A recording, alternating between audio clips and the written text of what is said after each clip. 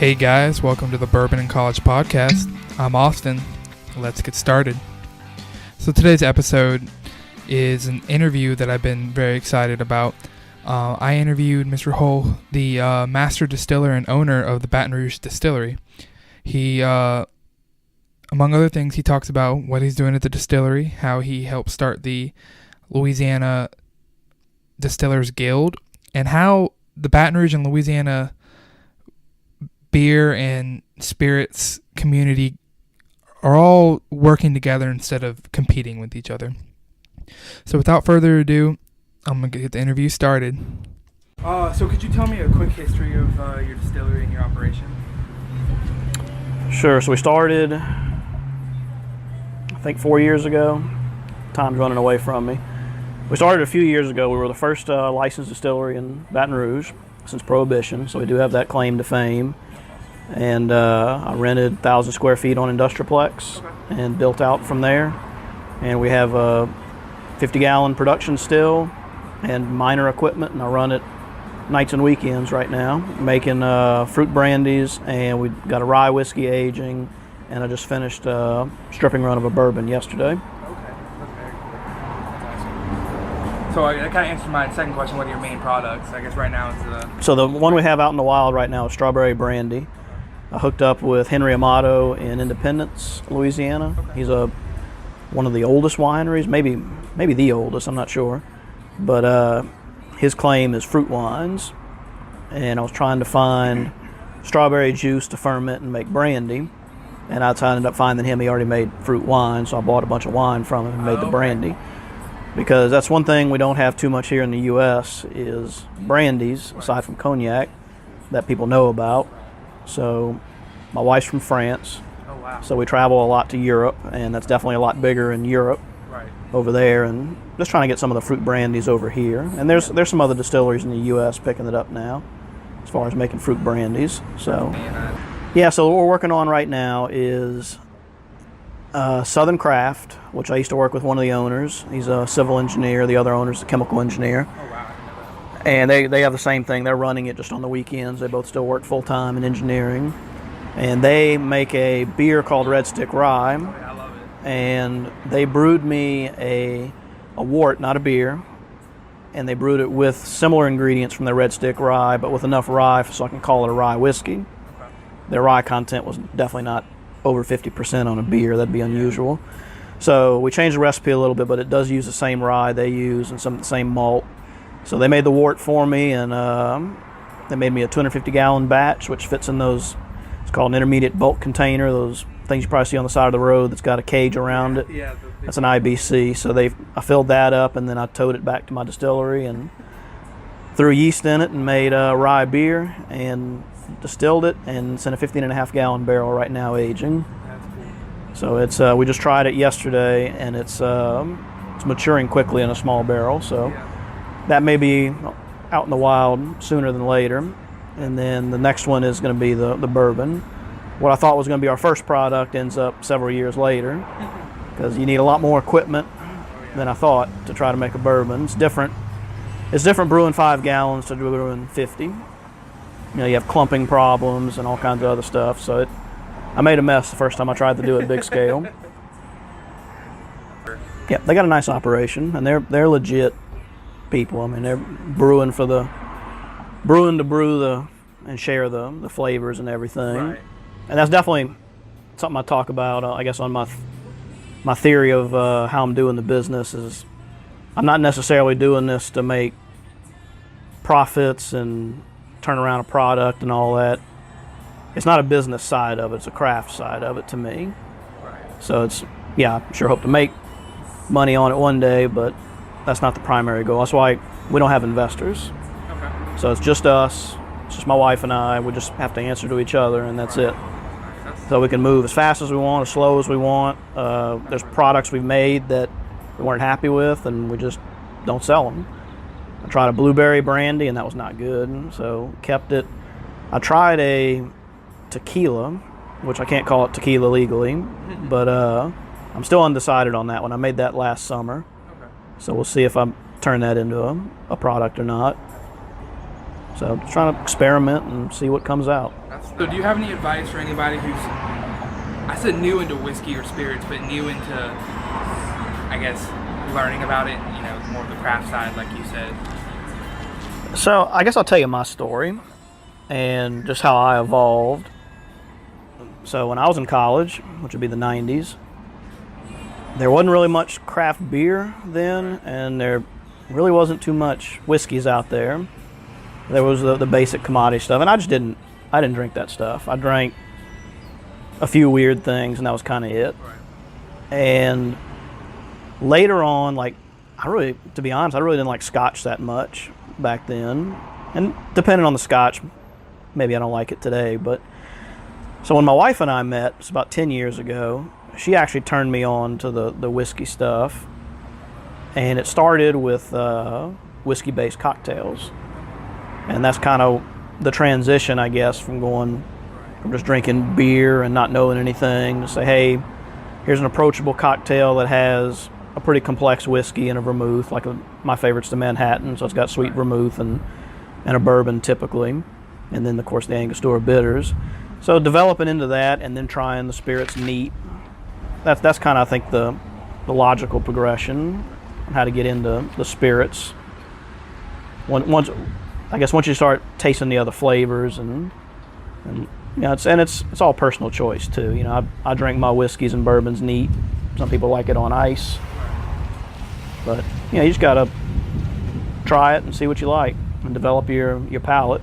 Because there's things I'm drinking today that I never thought I'd have drank 10 years ago, like green chartreuse. That stuff I can drink it straight now.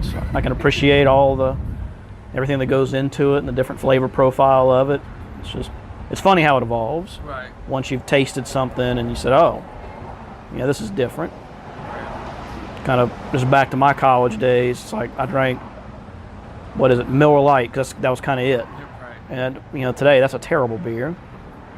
There's all these craft beers that are so much better, and just had no idea back then. Not real. Well, something you got to understand about me too, which you may have this disease as well, is I have this curiosity of how things work. So if you look at all my hobbies and the things I've done, it all stems to I want to figure out how it works. Just my crazy hobbies. I picked up pilot training because I wanted to learn how all that stuff works, how the instruments work, how the plane flew. I never finished. I got about halfway through it and the market tanked, and I said, this is pretty expensive. Yeah. But that's why I got into it. I'm an auto mechanic because I like trying to figure out how it works, how to troubleshoot it. Same thing with the distillation. So I'm looking at it, refining it, improving it. I've changed the controls on the still, trying to refine it and just know how it works. I'm not going to sit here and tell you I know exactly how everything works on that, but that's part of what drives me, I think, is learning how it works and being able to troubleshoot it, things like that. That's partially what got me into it. Now, it's not a trade secret. What kind of still do you have? I have a still out of Missouri from a guy, Paul. I think his company name is Affordable Distillery Equipment. Pretty common. It's one of the lower cost stills to get in, but it comes with problems, of course. Right. He did custom make it for me to my specification, but it had problems, and I actually had to last summer drive it up there and get it worked on, and I had to write a test plan and witness it. Something I do for a living, in my day job, and didn't think this thing would have problems, but of course it did. So yeah, that's the primary still right now, and it's a oil bath indirect heat. Okay, interesting. So it's all electric. All right, so I saw you talk about the Louisiana Distillers Guild on your website. What is that? So other states have this, where it's just kind of all the distillers get together and just kind of talk about what issues they're having, lobbying for any laws that change, bills that may affect the distilling industry. Maybe we want to know about it, talk about it, collaborations between each other, and just getting to know each other. Because so I sent out the letter to start the guild, I guess about a year and a half ago, and probably about a year ago, last January, is when I finally got everybody we officially formed. Okay. So I sit on the board of directors now, and Katie is one of the members of Celebration Distillation, Old New Orleans Rum, and she's the president of the guild right now. Okay. And I'm the secretary treasurer, and actually Johnny with 3-Roll / Caneland, he's the vice president. So all of us are pretty active in that, and the legislative session coming up, seeing what can affect us.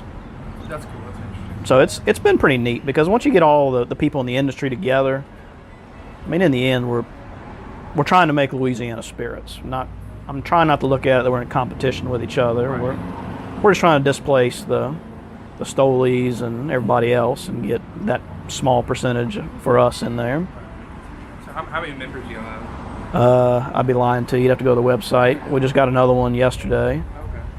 But it's quite a few. It's not quite half the licensed distilleries yet, but we're picking up members every few weeks. Now, this is more personal for me. I don't know of many Louisiana bourbons or whiskeys. Is there many out there? There was the first whiskey I'm aware of was a Donner Peltier whiskey. And of course, Donner Peltier is no longer in business. They were out of Thibodeau.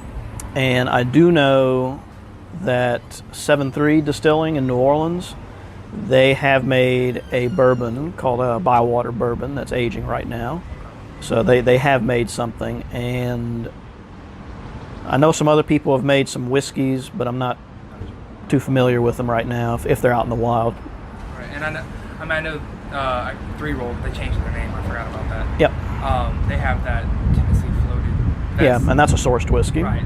They don't even age it at the distillery. I right on that? believe they put it in their cognac vats. Oh, you're right. But I don't think you're going to get any aging out of that. Right. But like I said, I don't know their operations that well. Right.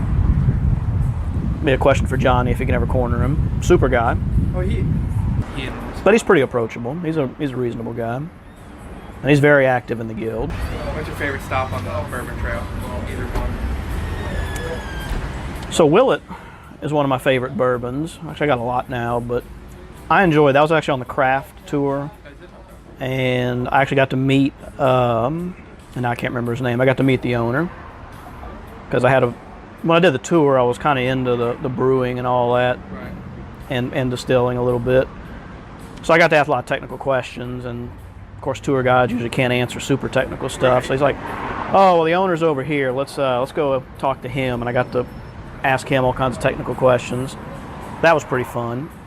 And the turning point, I guess, we'll maybe want to start it now, is when I toured Limestone Branch in Lebanon, Kentucky.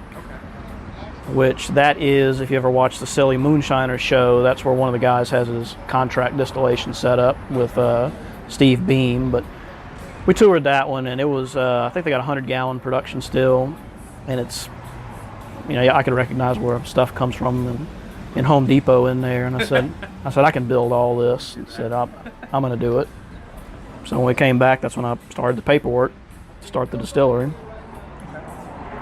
Well, I guess my last thing is, where can people find you, either with your spirits in the store or social media or anything you want to plug? Definitely follow us on social media. So we're on Facebook and Instagram. If you search for Baton Rouge Distilling, our website is batonrougebourbon.com. We're on Twitter. We don't tweet that much, though.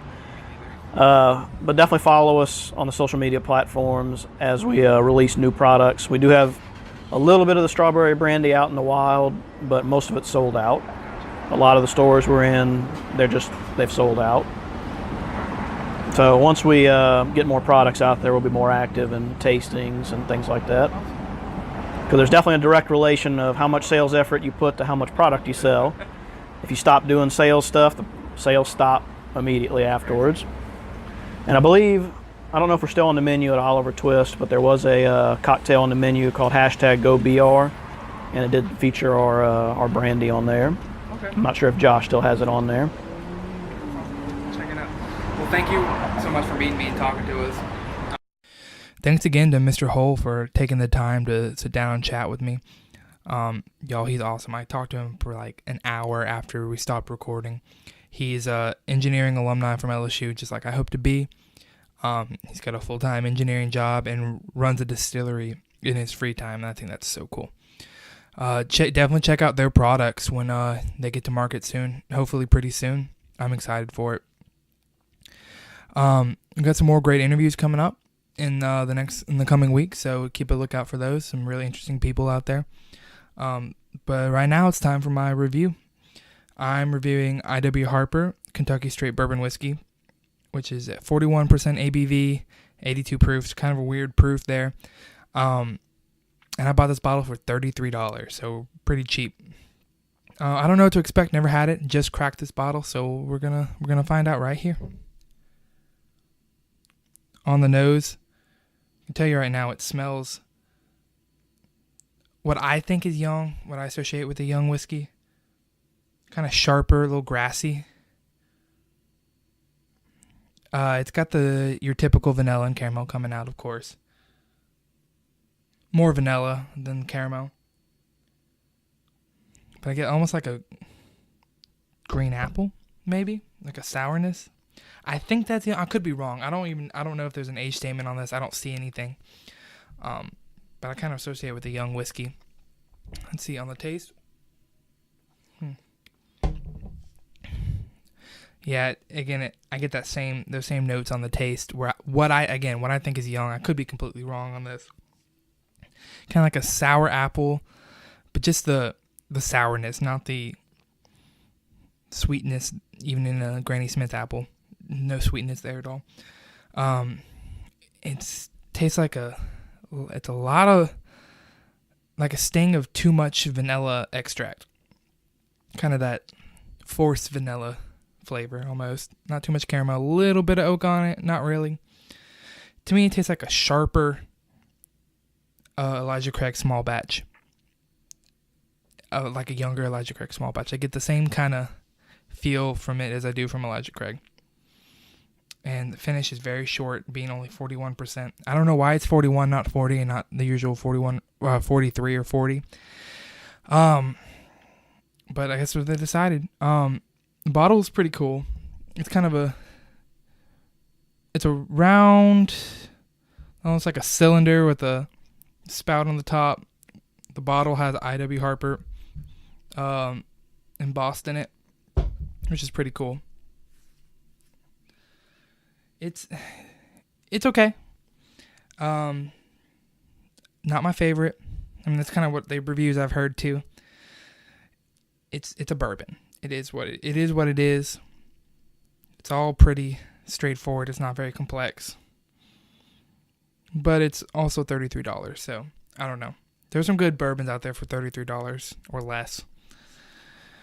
But I'm going to have to give this one a replace. I don't think I'm going to keep it. There's nothing unique about it. I can get all the good things out of it in other cheaper bourbons. And I can get it with less bad things, less green apple, less sharpness, less grass. So that's my review of IW Harper. Thanks for listening. Thanks again to Mr. Hull for taking the time to interview with us. We'll see you here next time. Thanks, y'all. Bye.